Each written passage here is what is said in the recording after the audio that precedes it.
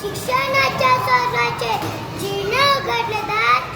ती सावित्री आज जगाची शिलेदार. ती सावित्री आज जगाची शिलेदार.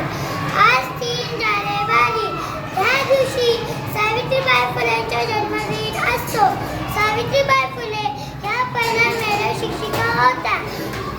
पूर्वी काळी मुलींनी घराच्या बाहेर जायचं नाही, शिकायचं नाही, चूल मूल यांच्याकडेच लक्ष द्यायचं.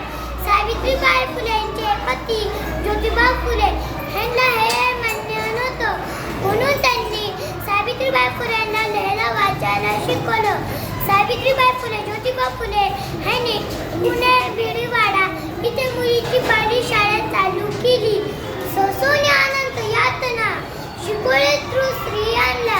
सोसोनी अनंत यातना शिकवले तू स्त्रियांना. धन्य धन्य होतो आम्ही तोरवी तुझी गाथा.